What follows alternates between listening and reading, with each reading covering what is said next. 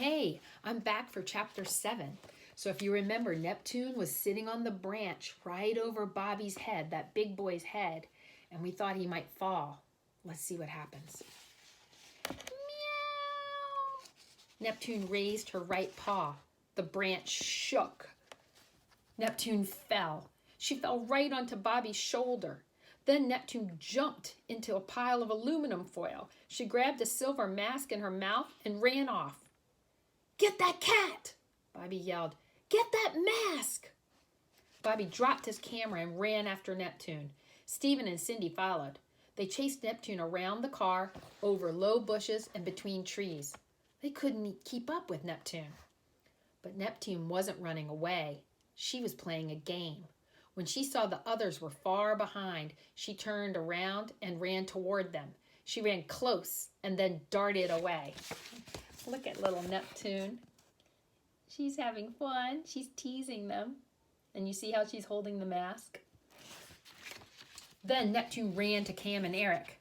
"Quick, let's hide," Eric said. He dived into a pile of leaves.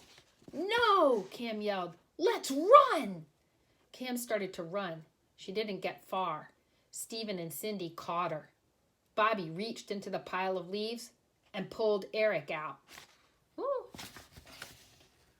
"Look what I found," Bobby said. "A walking tree." Eric shook the leaves off. Neptune stopped running. She sat next to Cam and purred. Stephen took the mask out of Neptune's mouth. "What are you doing here?" Bobby asked. "Watching you," Cam said. "We know Stephen and Cindy aren't from another planet." "No one will believe you took photographs of creatures from another world," Eric said. "And anyway, you can't enter the contest because you're too old." Bobby laughed. "I'm entering for him," Cindy said. "And I'm not worried," Bobby said. "They'll believe me. If they believed that some balloons and flashlights could be a UFO, they'll believe creatures from outer space got off and looked around." Look. There's Bobby capturing Eric in the leaves, and then you see in the background, you see how the two alien-dressed kids are holding on to Cam. This seems like trouble.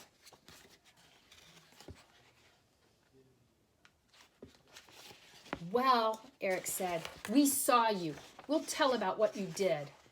Bobby laughed again. "Oh, no, you won't. If you don't tell anyone what you saw, we'll share the prize money with you." "We don't need a share," Cam said. "We'll win the whole $100 by ourselves." Eric looked at Cam. He didn't know what she was talking about. "We have pictures of Stephen and Cindy with their costumes half off," Cam said. "That proves this whole thing is a fake."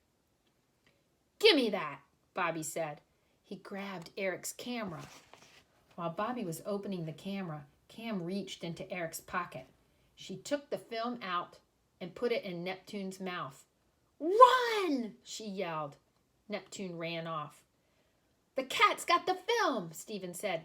"Get it," Bobby told Stephen and Cindy. "I'll follow in the car." Stephen and Cindy ran after Neptune. Bobby got into the car. He left his camera and camera bag behind.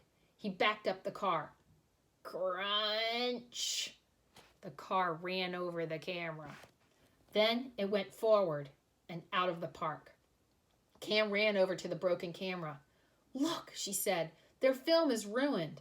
Now they can't enter the contest."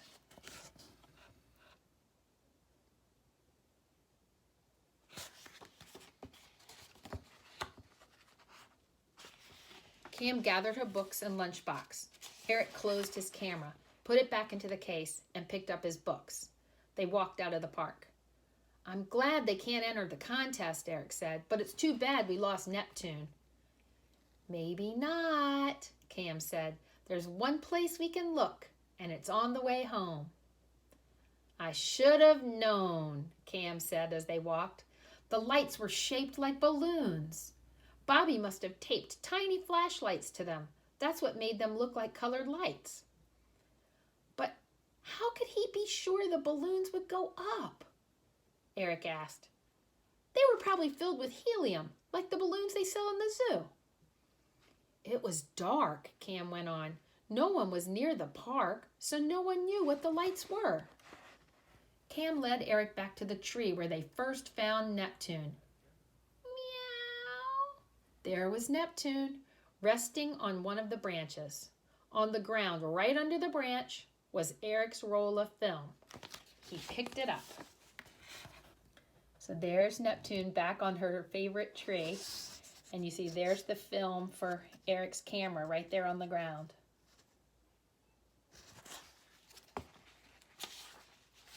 When Neptune saw Cam and Eric, she moved toward the end of the branch.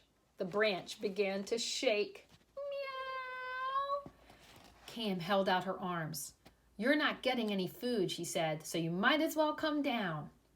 Neptune jumped into Cam's arms, looked up at her, and purred. Cam put Neptune in her coat pocket, picked up her books and lunchbox, and started to walk home with Eric. Cam smiled. Now, she said to Eric, we can go home and do our homework. And that's the end of chapter 7. But there's one more chapter, chapter 8. So I'll be back and read that to you in a few. Hi, I'm back with the last short little chapter, chapter 8, which is the final chapter of the mystery. Chapter 8.